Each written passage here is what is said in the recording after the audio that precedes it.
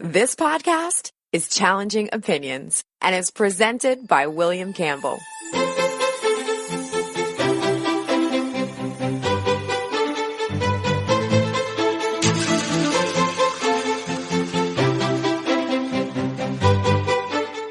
Thank you for downloading the Challenging Opinions podcast for March 16th, 2020.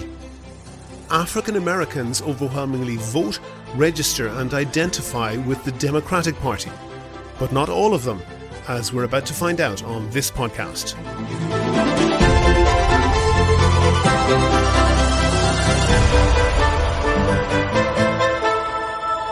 Challenging Opinions is the podcast where ideas are tested. Whether you are left or right, conservative or progressive, devout or skeptic. What matters is the strength of your argument, not the strength of your voice. Here's what we've got coming up for you in this podcast. When Barry Goldwater opposed the Voting Rights Act, and he said it was because of states' rights, but of course that sent the wrong signal to minority communities, and Republicans have struggled on a national. Let me pause you there, Demetrius. However, about the signal, was that the truth? I believe it was the truth, but I believe that it was communicated in a very harsh way. That's coming up shortly, but first I want to thank all of my donors on Patreon. I really appreciate everyone who contributes. For the people who don't, Patreon is just a system that allows people to donate $1 or $2 per podcast or per month, and that helps me to devote more time to doing research and finding interesting guests. If you think that you could do the same as them, there's details on the website and at the end of the show. I talked about the coronavirus a few weeks back, and I mentioned that it could turn out to be nothing significant, or a real problem, or a global pandemic. Clearly, one of those three options is no longer on the table. I'm not a medic, and I'm certainly not an expert on infectious diseases, so I don't want to comment on something I don't know much about. You can get that from any barstool bore. But I do know a bit about statistics, and I think that I've spotted something that isn't being reported, at least not reported very widely. After China, two of the worst hit countries are South Korea and Italy. That's handy because these countries are quite alike in economic and population terms, and that allows us to make comparisons. But they are very different in social terms. I know that Iran is reporting similar numbers of cases, but Iran is a closed country with a very different economy, and it's hard to get reliable information, so I'm not including it here. South Korea and Italy have a lot of similarities. They have roughly the same population, 50 million and 60 million. They're both wealthy, developed countries, both in the OECD, with advanced economies. And they're both reporting high levels of the coronavirus, about 15 per 100,000 in South Korea and about 30 per 100,000 in Italy. But there's one statistic where they diverge sharply: the death rate. In Italy, the death rate currently stands well over 7%. In South Korea, it's 0.9%. Get that. Italy is reporting a death rate from the same disease that's 8 times higher than in South Korea. To understand what's going on, I want to go to a book called Risk by Professor John Adams. Checking it on Google here, I see that Adams has put the entire book online for free, which is nice of him. I'll link to that on the website, and I'd highly recommend you read the whole book. It's a great book. The book is about risk, and he tries to do things like understand the risk of driving, for which he needed an accurate measurement of road crashes. Where do you get that? Police reports? Adams analysed road crash data in the UK, he's British, and he found interesting anomalies. For example, the death rate for reported crashes is much higher in rural Scotland than it is in the centre of London. In fact, he could demonstrate a dose-response effect where the further you were from built-up areas, the more likely a crash was to be fatal. Why? Well, could that be when you are far from the rescue services, you're more likely to die of your injuries? Or that people drive differently in isolated rural areas, causing more fatalities? That's possible, but that didn't explain a different phenomenon. On days that there was a terrorist attack in London, the total number of road crashes reported in the city dropped sharply. What could cause that? People being extra careful? People staying at home on days that a terrorist attack was in the news? Maybe, but probably not, because although the rate of crashes apparently dropped, the rate of fatal road crashes didn't change at all. Adams goes through the figures in much more detail, and his conclusion is that the number of crashes doesn't change at all. What changes is the reporting rate. On days that police are called away from their stations in great numbers, and the ones that remain are incredibly busy, people don't bother them by reporting minor road crashes. But the more serious the crash, the more likely it is to get reported anyway, and of course if someone dies, then it's almost certain to be reported. Similarly, if you live in a remote area of Scotland, you could be hours away from the nearest police station and therefore less likely to report minor fender benders. But the more serious the crash, the more likely you will make the effort. So the apparent effect of crashes being more likely to be fatal in Scotland isn't true at all. It's an artifact of a totally different statistical effect. I think we could be seeing the same effect in Italy now. Remember, South Korea and Italy, similar countries, similar reported rates of coronavirus, but Italy has 8 times the death rate. Italy is a country that has serious problems with the efficacy of public institutions. I know, I've lived there. There are things that are cliched about Italy, but those cliches have a strong basis in reality. Seatbelt laws and motorcycle helmet laws are regularly flouted. There's a constant battle between the tax authorities and the public over tax compliance. Even a passing experience with Italian bureaucracy will convince you how the entire system can be set up for the convenience of the people who work there, or, let's say, are employed there, rather than the service users. And the culture in Italy is very different to South Korea. In brief, conforming with the rules is highly prized in Korean culture. Not conforming with the rules is highly prized in Italian culture. For that reason, I'm not in the least convinced that the coronavirus death rate in Italy is 8 times higher than in South Korea. I think that it's much more likely that the coronavirus rate in Italy is 8 times higher than is being reported. That has very serious implications for the containment of this dangerous disease. But the whole of Italy is on lockdown now. They're at least taking it seriously now that far more than 1,000 people are dead. But how can this information help elsewhere? There is one terrifying statistic about this disease. The USA at the moment has an incredibly low rate of reported infections. As I write on Saturday 14th of March, it's only 0.6 infections per 100,000 people. That's hardly 1/50th of the rate in Italy. But hold on, that's not the terrifying statistic. Remember South Korea? They're testing 10,000 people for the virus every day. 10,000 a day. That's roughly the number that the United States has tested in total. And that's not the terrifying statistic either. If you look at Washington State, the epicenter of the outbreak in the US, they are reporting a death rate of 6.5%, almost the same as Italy. That's Italy, where I think there's good reason to suspect that the reporting of infections is drastically underestimated.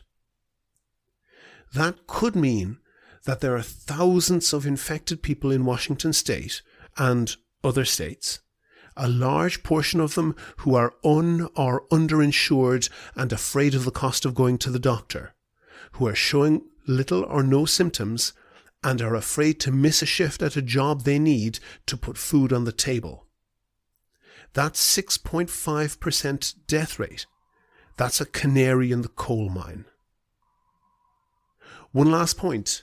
Iceland is a tiny country, 1/3 people, but it's very rich. It is a highly cohesive society. People have a strong allegiance to authority, and in turn the authorities are highly professional. Iceland has a free, high-quality healthcare system that covers all residents, and Iceland has the highest infection rate in the world, or the highest reported infection rate in the world. Almost 40 per 100,000 people. That's 60 times higher than the reported rate in the US. Iceland hasn't had any deaths. It's too small for that to be statistically significant. Its people are rich and they travel quite a bit, but it's an island in the middle of the Atlantic. It isn't anything like as connected as Europe, where people regularly get in their car and drive across borders to do their weekly shopping. I think that when the history of this is written, there will be a big fat chapter on the quality of the statistical reporting. Do you agree? Do you disagree? If you want your point of view heard, email podcast@challengingopinions.com and say what you think.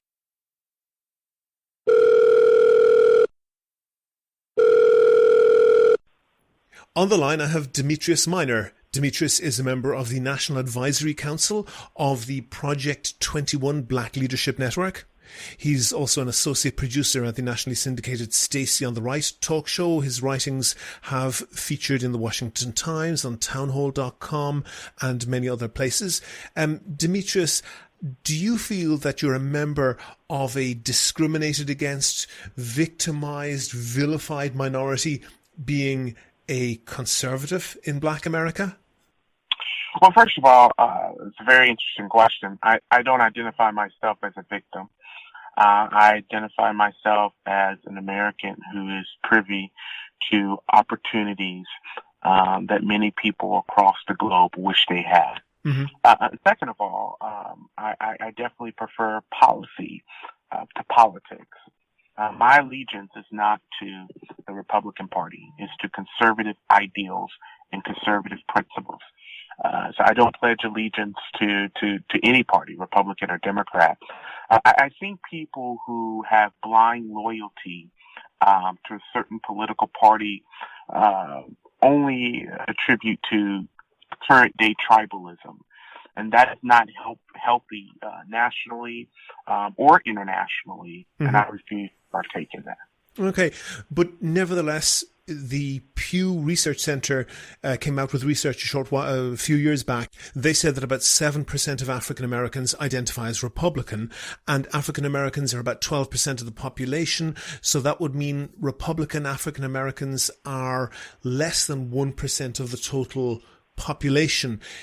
What was it that led you down a different path to most African Americans? It started with a conversation with my godfather, who, as myself, we're both Black Pentecostal ministers. Mm-hmm. But he mentioned something to me in the year 2000. I wasn't even eligible to vote at this time. Mm-hmm. But he said, Demetrius, just because you're Black does not mean that you have to vote Democrat. And at that time, I wasn't even interested in politics, but that statement alone intrigued me. And it compelled me to do my own research, to become a free and independent thinker. And so I started researching policy stances and what I believed in and what I stood for. And that's when I found myself to be aligned with conservatism. Mm-hmm. I would then go on to vote for George W. Bush in the 2004 presidential election, the first time I was eligible to vote. I would intern in his administration in the year 2006.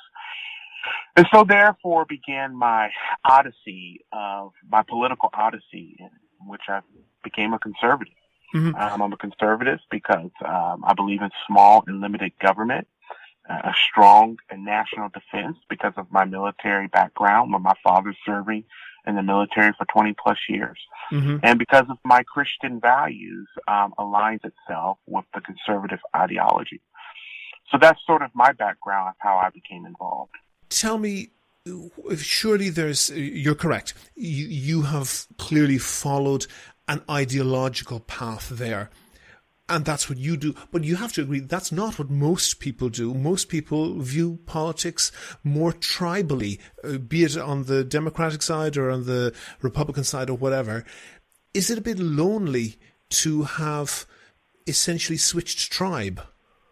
Well, as someone who is a student of history and someone who's been involved in politics for quite some time, there's been a paradigm shift in politics. Mm-hmm. So, William, what's conservative and what's liberal back in 2004 is not the case for 2020. If anything, I think the 2016 presidential election has taught all of us that maybe the historical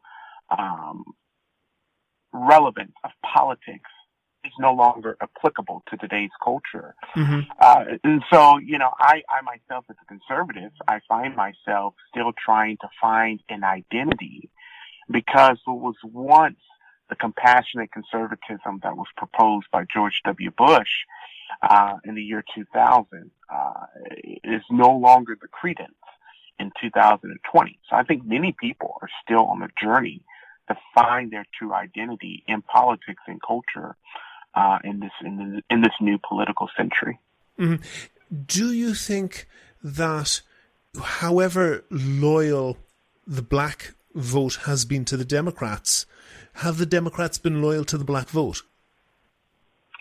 So the answer to that is no. The Democrats have not been loyal to the black vote. Now, Republicans have struggled with minority outreach. We can go back to the Barry Goldwater era, when Barry Goldwater opposed the Voting Rights Act, and mm-hmm. he said it was because of states' rights. But of course, that sent the wrong signal to minority communities, and Republicans have struggled. Let me pause you. Let me pause you there, Demetrius. However, about the signal, was that the truth? Was what the truth? Was he saying he was defending states' rights? Was that the truth? I believe it was the truth, but I believe that it was communicated in a very harsh way.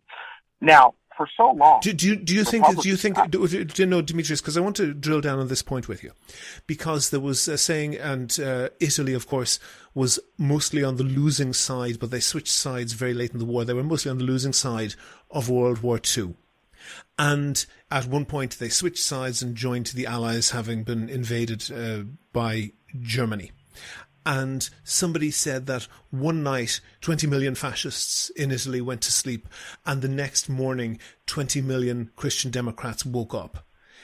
Isn't that a little bit difficult to believe, in the same way it's a bit difficult to believe that conservatives in America who were infused with racism all of a sudden went to sleep and the next morning woke up infused with a determination to protect states' rights? Well, allow me to respectfully push back on this notion that conservatives are infused with racism. Some were. No one can. Many were, Demetrius. No one can follow the true pattern and belief of conservatism and be a racist.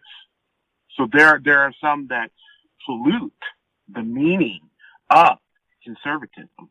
But I will argue that they're not a true conservative if they have racist bones in their bodies. So for so long, and this is why I believe that Republicans have not been able to make as much inroads in minority communities as they could, is because they refuse to push back against the narrative that conservatives are racist. Mm-hmm. This is why you've seen, and I'm not speaking in defense of the Trump administration, but this is why you've seen the shift in 2016 that you did. It's because you had this political anomaly in Donald Trump that actually fought back the narratives that were going his way, that traditionally Republicans did not fight back against, and it cost them. And so now you had a person who was willing to bring the fight to the media, and a large percentage of Americans gravitated towards that. African Americans? Well, I will argue that battle, that struggle is still there, but many African Americans I know on a personal level gravitated towards Donald Trump. And what do you Now, think? What do you think about what he did with the Central Park Five? I think it's abhorrent. I think it's ridiculous. I think it's horrible. And what was he doing with that? What was he doing with that? Do you think that indicates that he's a racist? Listen, I don't know the heart of Donald Trump. I think calling someone the word racism has been diluted over years. Prior to even Donald Trump's occupancy of the Oval Office, George W. Bush was called a racism. Reagan was called a racism. Anyone that opposed Obama's political views was called a racism. So we've lost the true context of what racism means and what racism has done. I don't know the heart of Donald Trump. I sort of view Trump as a brash, crude individual towards anyone that stands in his way of economic achievement. So I've seen him dish out hatred to whites, to blacks, to Spanish. I don't know if the man is a racist. I do think he's a bigot, but I don't think the man hates people of darker skin. No. Okay, let me put it this way. And he used, and for listeners who are not entirely familiar with it, several black youths, some of them were underage, were accused of a rape and murder in Central Park. Right. Donald Trump, after they had been effectively exonerated, after it was entirely clear that they were completely innocent, Donald Trump took out full-page ads, I think, in several New York newspapers, calling for the death penalty to be applied to them. And actually, I think you're right to say, Demetrius, that neither you nor I know the heart of Donald Trump. But we don't need to know it, and in fact, we can never really know it. But we know Donald Trump's actions, and whether he is sincerely racist or whether he's just exploiting racism in other people. Does it make any difference? If I was to characterize Donald Trump, answer the question first. Answer the question first, Demetrius. Does being racist or just exploiting racism in others, is there any material difference? No, exploiting racism means that you're accommodating racism. Yeah. But I will also point out, William, that the same people who are accusing Donald Trump of racism were the same people that cuddled up to him when he was in real estate and writing big fat checks. Al Sharpton, Jesse Jackson, those people on the left. So I will say that many people have called him a racist because it's politically convenient for them. But if you truly believe that someone is a racist, you're not going to want to be in their company. And so I will say that a lot of people are calling Donald Trump's whatever names for political expediency. I have my views of Donald Trump. I have those views because I don't have to gain or lose anything from it. I do think he enables bigotry. I do think he enables hatred from sort of people, and that he condones violence and aggressiveness towards political opponents. Are you disappointed? Are you disappointed, Demetrius? Demetrius, are you disappointed then that so few people in the Republican Party are willing to stand up to him? Of course I am. I didn't vote for Donald Trump. I didn't vote for Donald Trump in the primary. I didn't vote for Donald Trump in the general. I'm not going to vote. No, I'm not asking you. Demetrius. I'm not asking you about the character of Donald Trump here. I'm asking about the character of the broad bulk of conservative politicians. The very things that we've accused the left of doing, Donald Trump has used the same tactics. And if Barack Obama were to say half of the things that Donald Trump had said, Republicans will be protesting on the South Lawn of the White House. So absolutely. Consistency matters. And then I just want to move on to one other thing. I had a couple of years back a lady called Heather McDonald on the podcast, and she has written a book called The War on Cops. And as you'll be aware, as well as anybody, there is a very great tension in this country about the way in which police interact with black people. How do you view that? I believe that the sample is not the whole.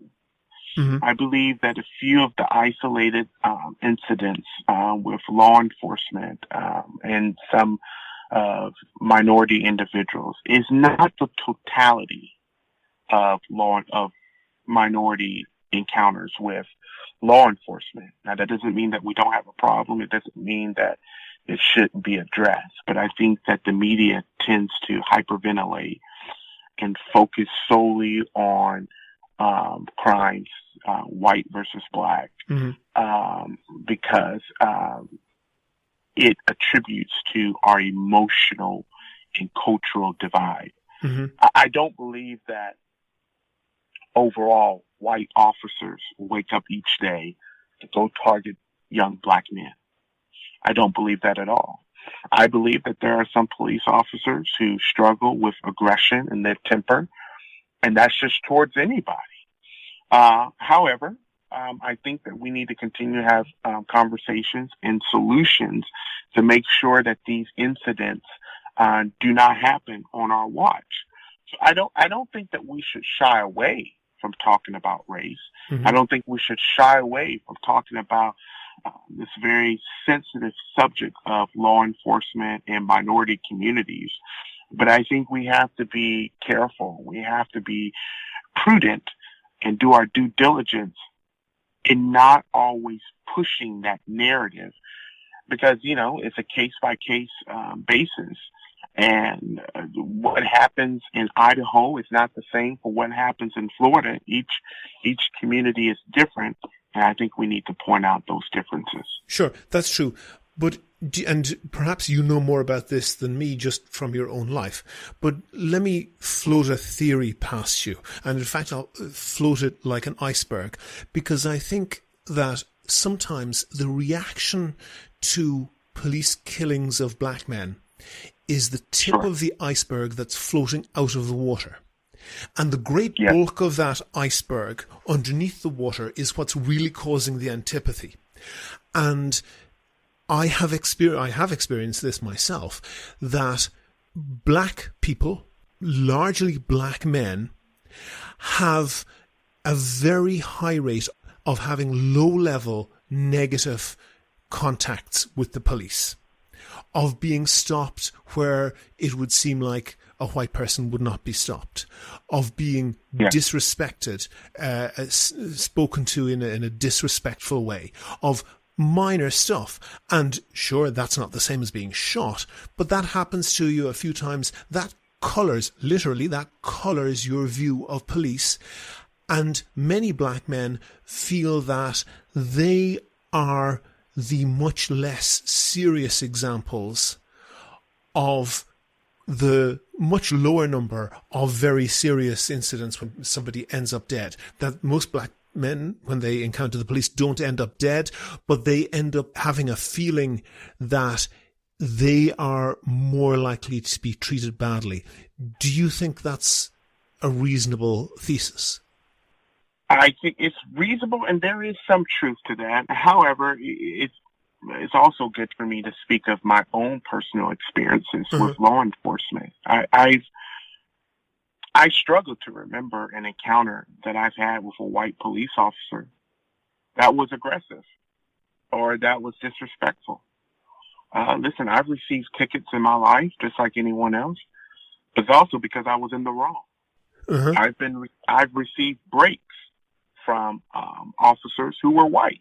Sure, but one of the times, Demetrius, let me give you an anecdote. One of the first times when I was very newly in the United States, and there was a group of friends, and a story came on the TV about a town that was maybe about 50 or 60 miles away from us, and someone amongst the group of friends said, "Oh, why don't we go there?" And I, like an idiot, and enthusiastically said, "Oh yeah, why not?" And I could see that everybody else was in on the joke that I was not in on. And then one person, who was the black person in the room, said, not in any way humorously, "Black people aren't safe there." And what that meant was that when that person was driving, they had to take long detours in order to avoid a particular area because the population in general and the police in particular were expected to be hostile to black people. Sure. I'm not denying that person's reality. You understand that happens, doesn't it? Absolutely. Okay, and I accept that. But Demetrius, then my question out of that is, when I spoke to Heather MacDonald, who's a very respected journalist and author on the conservative side like you, she completely blanked that. She had no idea that might be true. I cannot speak to Harold MacDonald. Mm-hmm. And I'm not going to deny someone else's reality, because just because I have not experienced that doesn't mean that someone else has. So I want to point out that those stories that you just told me may very well be true. Mm-hmm. And who am I to deny that? What I'm also saying is that I do not believe that's the totality of the mindsets of those in law enforcement. Sure, of course it's not the totality, Demetrius. Of course, it's not the totality, but it's a big enough minority to make a difference. There's a narrative out there. Mm-hmm. So listen here.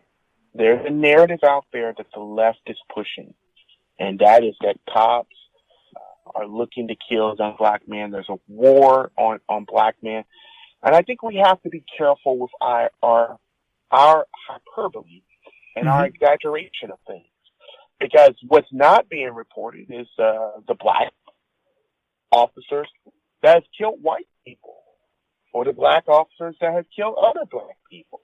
It is only reported when it's white on black, and the media does that to elicit an emotional response, and we cannot feed into that. Hang on a second, Demetrius. You said you could not know the mind. You said you could not know the heart of Donald Trump. How is it you can know the heart of every journalist who's writing about this? Obviously, I don't know the heart of every journalist, but I can detect the pattern that is going on with the irresponsible media when it comes to things like this. For example, and we'll use cases like Michael Brown in Ferguson. We'll use cases such as Trayvon Martin in Florida. And then we'll use a case like Eric Garner, which, when the video came out and stuff, flatly shows that the cops were in the wrong. Mm-hmm. But in the other cases, people rush to judgment and people rush to the facts before they were even reported. Mm-hmm. And now you have people who have to go into hiding for fear of their life because of a preconceived notion of guilt before the facts were even distributed. That's reckless and it's irresponsible. So there's many people that's going to be affected by this, and I think it's imperative on us to let the facts be the facts and not our emotions become facts.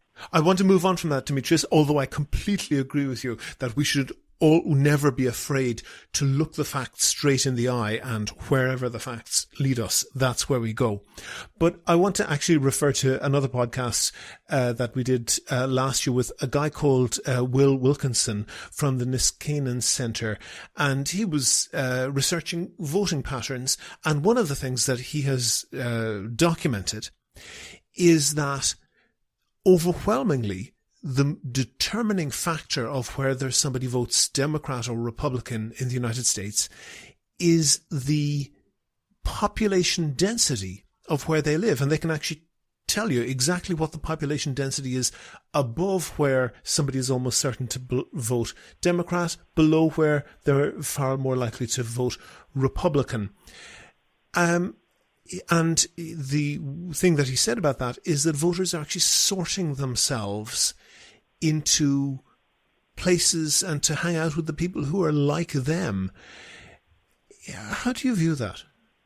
If you're asking me if we tend to gravitate towards those who identify with us, I would agree with that. Mm-hmm.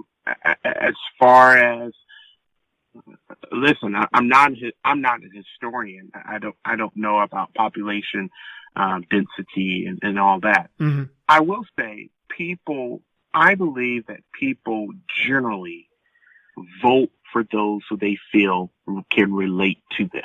Mm-hmm. Politics is all about being personal. Now, do politicians exploit our feelings? Absolutely. All the time. Politicians know how to elicit an emotional response from us. But I think that those who actually take the time out to emotionally invest in their constituencies, in the people in their neighborhoods, those are going to be the ones that people gravitate towards, whether they be Republican or Democrat. So you can use different different methods to make an excuse for lack of outreach or lack of attempt. I think overall you have to put in the work. You have to show people that you're relatable, that you're willing to listen to them, that you're willing to work and govern on their behalf. And I think overall people will give you a shot. And do you intend to run for politics yourself? My wife doesn't want me to. Listen, I love politics. I love policy. I hope to stay in church ministry and have some sort of political influence behind the scenes, but you never say never. Demetrius Minor, member of the National Advisory Council for Project 21 Black Leadership Network. Thank you very much for talking to me. It's been a pleasure. Thank you. Never miss a show. You can subscribe to the podcast for free using iTunes, Stitcher, TuneIn Radio, or any other podcast software or app. See challengingopinions.com/subscribe for details. Go to the website for sources and links to what we were talking about. And while you're there, please like the show on Facebook, follow @ChallengingO on Twitter, and follow Demetrius Minor @DMinor85. And get in touch with me if you can suggest a guest or a topic for a future show. Thanks also to all of the people who signed up as a patron on Patreon so far. I really appreciate them. They help me to devote more time to researching topics and guests. So if you could do the same as them and donate $1 or $2 per podcast or per month, please go to patreon.com/challengingopinions, or you'll find that link on the website. Also, you can find out how to subscribe to the podcast for free on your computer, on your phone, or by email. It's all at www.challengingopinions.com. Coming up next Monday, that's March 23rd, I'll be talking to Amanda Starbuck of Food and Water Watch. The Challenging Opinions podcast is produced and presented by me, William Campbell. Thank you for listening.